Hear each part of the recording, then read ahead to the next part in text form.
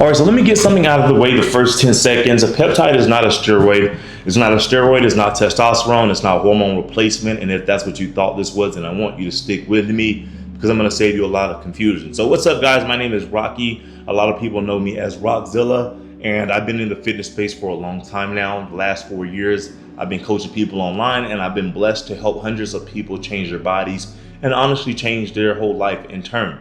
Now, I got into the peptide space about 2.5 years ago. The first compound I ever ran was AOD 9604. I was shredding down for a bodybuilding show, and that was probably about 3 years ago. Now, was it just the peptide that helped me get shredded to the bone? No, definitely not. I was dieting hard, I was training my ass off, but what it did was it opened my eyes to a whole world that I didn't know anything about. And since then, I've watched clients drop weight, hit goals that they've been chasing for years, and completely change how they feel every single day. Now, unfortunately, I've also watched a ton of people throw a lot of money down the drain, take risks they never needed to take, because nobody ever sat them down and explained the basics. So that's what today is. Me and you, pretty much just a one-on-one. So real quick, before we get into this, you might have noticed that it's really hard to find straight answers about this stuff online. There's a reason for that, okay? Accounts talking about this are getting banned left and right. I've watched people with big followings lose everything overnight. And on top of that, nobody can put a patent on most of these. So there's no giant company out there paying to educate you because there's simply no money in educating people about this. They don't care. So what you're left with is a bunch of guys in the comment section talking confidently and almost nobody actually explaining it. And that's the gap that I'm honestly trying to fill.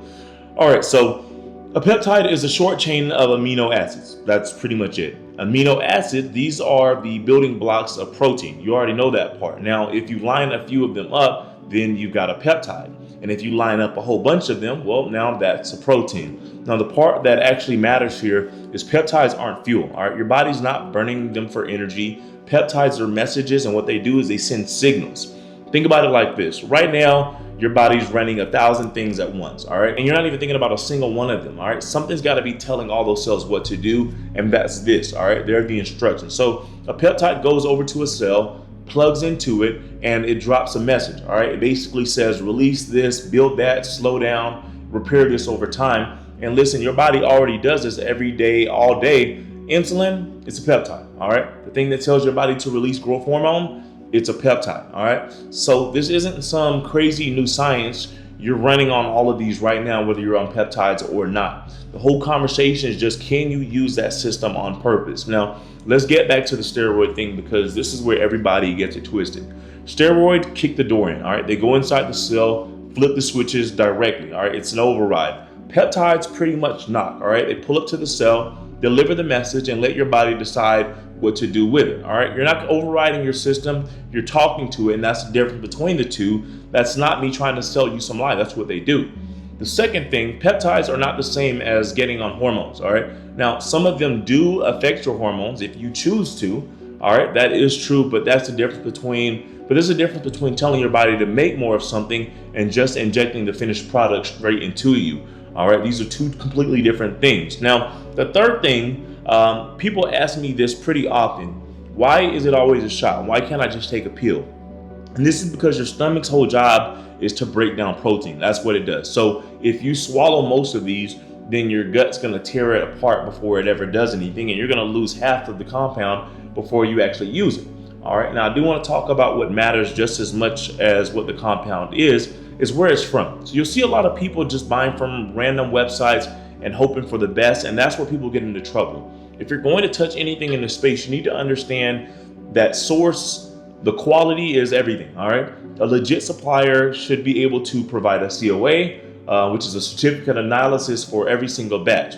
That COA is what tells you the compound is actually what it says it is, not just the name on the vial, but the actual purity, the actual structure, and whether it's been tested for contaminants. Because you don't have that verification, because if you don't have that verification, you don't actually know what you're putting in your body. And it's not just about, is it the right peptide? It's also about what else is in there. You got heavy metals, residual solvents, random byproducts from bad synthesis.